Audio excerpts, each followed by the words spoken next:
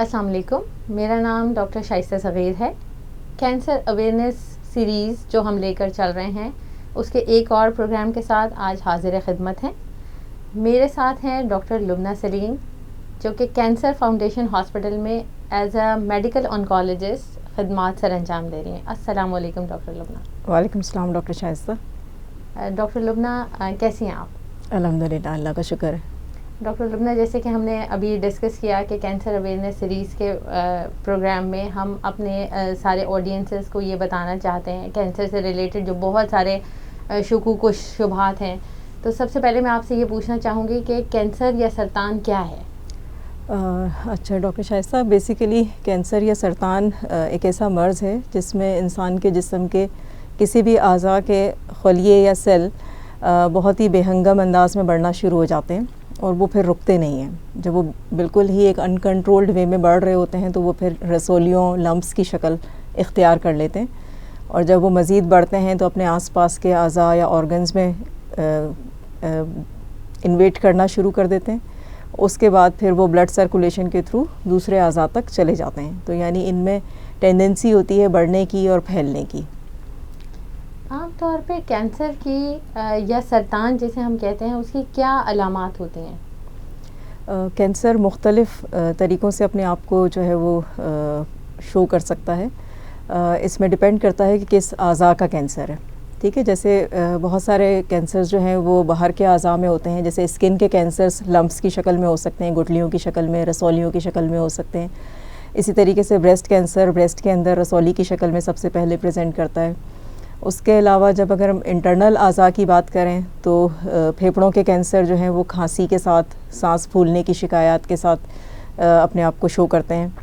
پھر پیٹ کے اعضاء کی اگر بات کریں تو معدے کے کینسر درد کے ساتھ پریزنٹ کر سکتے ہیں اپنے آپ کو، یا بلیڈنگ کے ساتھ الٹی میں خون آنا، پیشاب یا پخانے میں خون آنا، اس طرح کی علامات ہو سکتی ہیں۔ تو بیسیکلی کینسر جو ہیں وہ رسولیوں کی شکل میں، درد کی صورت میں اپنے آپ کو پریزنٹ کر سکتے ہیں۔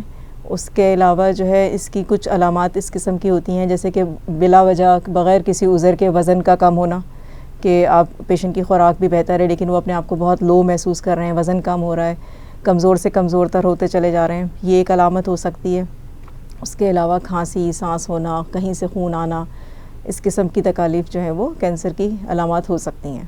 ڈاکٹر لبنہ، یہ مختلف قسم کے کینسرز کے پیدا ہونے کی کیا کوئی خاص وجوہات ہوتی ہیں؟ جی، کینسر کی وجوہات کو ہم مختلف کیٹیگریز میں ڈیوائڈ کر سکتے ہیں۔ اس میں سے ایک کاز جو کہ ریلیٹیولی بہت کم نوعیت کا ہوتا ہے جو کہ جینیٹک کہلاتا ہے، یعنی کسی بھی فیملی کے جینز کے اندر کچھ ایسے چینجز ہو جائیں کہ ان کی فیملی میں کچھ مخصوص قسم کے کینسر بار بار ہونے لگیں، لیکن یوزولی 10 سے 15% کیسز میں ہمیں اس قسم کی فیملی ہسٹری ملتی ہے جس میں مختلف کینسرز ایک ہی فیملی کے مختلف لوگوں میں پائے جائیں۔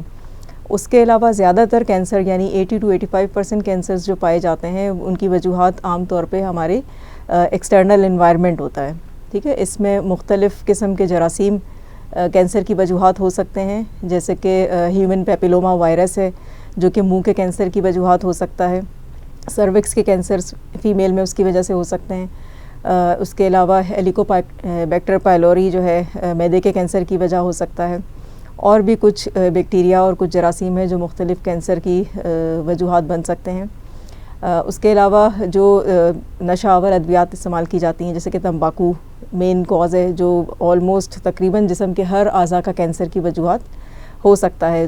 مینلی تمباکو جو کہ پان، چھالیا، گٹکے کی شکل میں لیا جاتا ہے یا سگریٹ اسموکنگ کی شکل میں لوگ اسے استعمال کرتے ہیں، اس کی وجہ سے منہ کے کینسر، پھیپھڑوں کے کینسر، مثانے کے کینسر، یہ مین وجوہات ہیں۔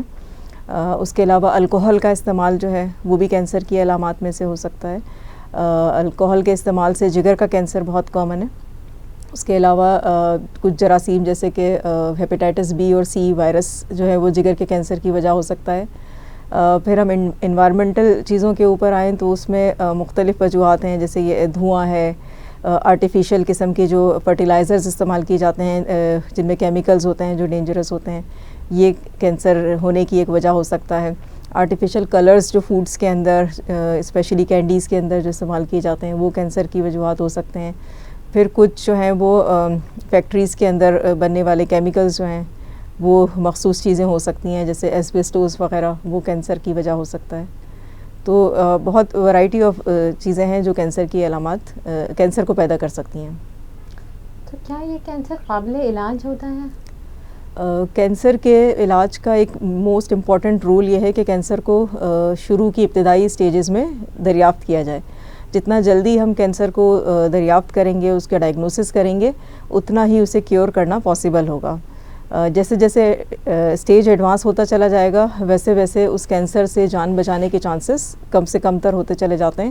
اور ایک دفعہ کینسر اگر اپنی حدود سے نکل کے دوسرے اعضاء تک چلا جائے، جس کو کہ چوتھا اور آخری اسٹیج کہا جاتا ہے، یعنی وہ پھیپھڑوں تک یا جگر تک یا ہڈیوں تک اگر پھیل جائیں، تو پھر اس صورت میں آپ علاج کے ذریعے صرف کینسر کو کنٹرول کر سکتے ہیں، لیکن آپ کینسر کو ختم نہیں کر سکتے، کیور نہیں کر سکتے ہیں. کینسر کے علاج کے لیے کیا کیا طریقے موجود ہیں؟ کینسر کے علاج کے لیے اب تک جو طریقے استعمال کیے جا رہے ہیں، اس میں سب سے امپورٹنٹ جو ہیں وہ 3 رولز ہیں: سرجری، کیمو تھراپی اور ریڈیشن تھراپی. اس کے علاوہ بھی کچھ ادویات ہوتی ہیں جو ہارمونل تھراپی بھی کہلاتی ہیں، جو کچھ کینسرز کے اوپر اپلائی ہوتی ہیں. سرجری زیادہ تر کینسرز کا موسٹ امپورٹنٹ رول جو ہے وہ سرجری ہے، یعنی سرجری کے ذریعے ہی ان کینسرز کو ٹریٹ کیا جا سکتا ہے. اگر آپ سرجری نہیں کرتے ہیں تو ان کینسرز کو کیور نہیں کیا جا سکتا. کیمو تھراپی جو ہے وہ ہر کینسر کے حوالے سے مختلف گائیڈ لائنز ہوتی ہیں. سرجری کے بعد بھی بہت سارے پیشنٹس کو کیمو تھراپی کی ضرورت ہوتی ہے تاکہ ان کے جسم میں اس کینسر کے اگر کچھ بھی اثرات رہ گئے ہوں تو انہیں ختم کیا جا سکے. اس لیے بہت سارے پیشنٹس یہ سوال کرتے ہیں کہ اگر ہم نے سرجری کروا لی ہے تو اب ہمیں کیمو تھراپی کی کیا ضرورت ہے. تو بیسیکلی کچھ کینسر سیلز اس سرجری کے باوجود بھی پیشنٹ کے جسم میں، ان کی ویسلز کے اندر، خون کی رگوں کے اندر کہیں نہ کہیں وہ بچے ہوئے ہوتے ہیں، جن کو ختم کرنے کے لیے کیمو تھراپی کا سہارا لیا جاتا ہے تاکہ بیماری واپس آنے کے رسک کو کم سے کم کیا جا سکے. اس کے بعد تھرڈ چیز ہے جو ریڈیشن کہلاتی ہے. ریڈیشن تھراپی ریس کے ذریعے علاج ہوتا ہے، جو مختلف کینسرز میں اس کا بھی سہارا لیا جاتا ہے کینسر کو کیور کرنے کے لیے. کیا ایک دفعہ علاج بالکل مکمل اگر کرا لیا جائے تو یہ واپس بھی آ سکتا ہے؟ جی بالکل، کینسر کے واپس آنے کا رسک ہر مریض کے اندر ہوتا ہے. جتنا ارلی اسٹیج ہوتا ہے اتنا وہ رسک کم ہوتا ہے. جیسے پہلے اسٹیج کی اگر ہم بات کریں تو مختلف کینسرز میں پہلے اسٹیج سے عام طور پہ 90 to 95% یا اس سے بھی زیادہ پیشنٹ کیور ہو سکتے ہیں علاج کے ساتھ. سیکنڈ اسٹیج میں یہ کیور کا ریٹ کم ہو جاتا ہے، تقریباً 80-85% چانس ہوتا ہے کہ پیشنٹ علاج کے ساتھ ہمیشہ کے لیے صحیح ہو جائے. لیکن کچھ مریض ایسے ہوتے ہیں جن میں بیماری پلٹ کے واپس آ سکتی ہے. اسی لیے کینسر کے پیشنٹ کو علاج کرنے کے بعد انہیں ریگولر فالو اپس پہ رکھا جاتا ہے. ایوری 3 months ہم انیشیلی انہیں دیکھتے ہیں، اس کے بعد 6 months، اور اس طریقے سے ان کا فالو اپ کا ڈیوریشن بڑھایا جاتا ہے، جس میں مختلف ٹیسٹ، جس میں فزیکل ایگزامینیشن بہت امپورٹنٹ ہوتا ہے. اس کے علاوہ کچھ blood test, C T scan وغیرہ کا سہارا لیا جاتا ہے، جس کے ذریعے مکمل طور پہ نظر رکھی جاتی ہے کہ پیشنٹ کی بیماری پلٹ کے واپس تو نہیں آ رہی. لیکن ہر مرض کے اندر واپس آنے کا ایک ریشو ہوتا ہے کہ بیماری واپس آ سکتی ہے علاج کے بعد بھی. بہت شکریہ ڈاکٹر لبنہ. آج ہم نے بہت ہی اہم باتیں آپ کے توسط سے سیکھیں کہ کینسر ہمیں جتنا جلدی بجائے اس کے کہ ہم اپنے ڈاکٹر سے مشورہ کرنے سے ڈرتے رہیں اور کینسر سے ڈرتے رہیں، بہت اچھا ہوگا کہ ہم جلدی اور پہلی سٹیج پہ اس کو رپورٹ کرنے والے ہوں، ان علامات کو سمجھنے والے ہوں، اور تاکہ اس کی تشخیص خدا نخواستہ اگر کسی کے جسم میں کینسر بننا شروع ہو گیا ہے تو اس کی تشخیص جلدی کی جا سکے، اور جتنی جلدی اس کی تشخیص کی جائے گی اتنا ہی بہتر اور اس کا علاج ہو سکے گا. جی بالکل. آپ کا بہت شکریہ. کوئی میسج جو آپ ہمارے آڈینس کو دینا چاہیں؟ جی میں آج کے اس پروگرام کے تھرو یہ میسیج دینا چاہتی ہوں کہ کینسر لا علاج مرض نہیں ہے. بہت سارے لوگ یہ سمجھتے ہیں کہ بس ایک دفعہ کینسر ہو گیا تو اب موت یقینی ہے، تو ایسا نہیں ہے. کینسر کو ختم کیا جا سکتا ہے اس سے فائٹ کر کے، اس کو جلدی تشخیص کر کے اور اس کا پراپر علاج کر کے. تو پلیز اپنی کیئر کیجئے، اپنے باڈی کو جو ہے وہ محسوس کیجئے. اس میں کسی بھی قسم کی تبدیلی اگر آپ محسوس کرتے ہیں تو اسے رپورٹ کیجئے، اپنے ڈاکٹر سے مشورہ کیجئے، ایگزامینیشن کروائیے تاکہ کینسر کو جلدی تشخیص کیا جا سکے، اور پھر اس کے جو رائج طریقہ علاج ہیں ان کو فالو کرتے ہوئے اپنے آپ کو کیور کرنے کی کوشش کیجئے. بہت شکریہ ڈاکٹر لبنہ آپ کا. یہ تھا ہمارا کینسر سیریز کا ایک پروگرام. انشاءاللہ کسی دوسرے پروگرام کے ساتھ ہم دوبارہ جلد ہی حاضر ہوں گے. اللہ حافظ.